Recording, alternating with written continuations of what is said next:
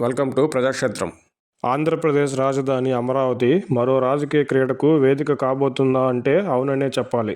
దశాబ్దానికి పూర్వం land pooling పేరుతో రైతుల నుంచి రాజధాని కోసం తీసుకున్న 33,000 ఎకరాల భూములు రాజధాని భవిష్యత్తు అవసరాలకు సరిపోవంటూ మరో 44,000 ఎకరాల భూములను ప్రభుత్వం సేకరించాలని నిర్ణయం తీసుకోవడం ఆశ్చర్యకరమనే చెప్పాలి. మరో 44,000 ఎకరాల భూములను సేకరించడాన్ని ఇప్పటికే అమరావతికి భూములు ఇచ్చిన రైతులు స్వాగతిస్తారని చెప్పలేము.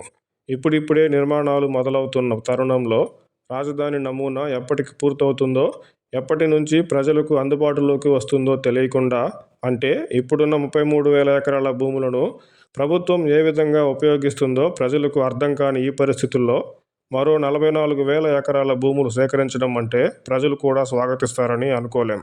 ఇప్పటికే భూములిచ్చిన రైతులు, ప్రజల అభిప్రాయాలు, రాష్ట్ర ఆర్థిక పరిస్థితి దృష్ట్యా మరో 44,000 ఎకరాల భూమిని సేకరించడం అంటే సాహసమనే చెప్పాలి. దశాబ్దం దాటిన, పునాదులు కూడా దాటని అమరావతి రాజధాని నిర్మాణం భూములిచ్చిన రైతులకే కాక రాష్ట్ర ప్రజలకు ఇప్పటికీ కలగానే మిగిలి ఉంది. రైతులకు 10 సంవత్సరాలలో అభివృద్ధి చేసిన ప్లాట్లను ఇస్తామని, అప్పటి వరకు కౌలు చెల్లిస్తామని ఒప్పందం చేసుకున్న ప్రభుత్వం రాజధాని అభివృద్ధి అటుంచితే ఇప్పటికీ రైతులకు కేటాయించిన ప్లాట్లకు సైతం మౌలిక వసతులను పూర్తిస్థాయిలో కల్పించని పరిస్థితి ఉంది. దాంతోపాటు కౌలు చెల్లింపులు ఇంకా ఎన్ని సంవత్సరాలు రైతులకు ఇవ్వాల్సిన పరిస్థితి ఉంటుందో స్పష్టంగా అవగాహన లేదు. 2027 నాటికి రాజధాని నిర్మాణం పూర్తి చేస్తామని ప్రభుత్వం అంటున్నా రాష్ట్ర ఆర్థిక పరిస్థితి దృష్ట్యా పూర్తవుతుందో లేదో తెలియని పరిస్థితి. అమరావతి సెల్ఫ్ ఫైనాన్సింగ్ మోడల్ అని చెప్తున్నా ల్యాండ్ పూలింగ్ను మినహాయిస్తే రాజధాని నిర్మాణం కోసం ఇప్పటికే వేల కోట్ల రుణాలను ప్రభుత్వం సేకరిస్తుంది. అందులో కొంత కేంద్ర సాయం ఉన్నప్పటికీ మిగతా అప్పులను రాష్ట్రమే భరించాలి. అయితే అమరావతి అభివృద్ధి నుంచే రుణాలు చెల్లిస్తామని చెప్తున్నా రాజధాని అభివృద్ధి చెంది ఆదాయం వచ్చే వరకు అయినా అప్పులను రాష్ట్ర ఖజానా నుంచే చెల్లించాలి కదా.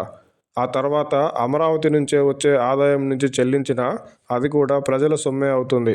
ప్రజలకు అమరావతి రాజధాని అభివృద్ధిని చూపించకుండా మళ్ళీ మరో 44,000 ఎకరాల భూములు సేకరించడం అంటే ఇప్పటికే వైసీపీ ఆరోపిస్తున్నట్టు అమరావతిలో రాజధాని కంటే రియల్ ఎస్టేట్ కోసమే భూములు అనే అంశంపై ప్రజలు తిరిగి ఆలోచనలో పడకపోరు. 2027 నాటికి రాజధాని నిర్మాణం పూర్తి చేసి రైతులను, ప్రజలను మెప్పించి మళ్లీ భూసేకరణ చేస్తే సర్వత్రా మంచిది. రాష్ట్రంలో ఎన్నో ముఖ్యమైన అవసరాలపై దృష్టి పెడుతూనే రాజధానిని కొనసాగించాలి. ప్రాథమిక సదుపాయాలు, మౌలిక వసతులను ప్రభుత్వం కల్పిస్తే కాలక్రమేణా అభివృద్ధి చెందుతూ ఉండే ప్రాంతాలే రాజధానులుగా మనం చూస్తూ ఉంటాం.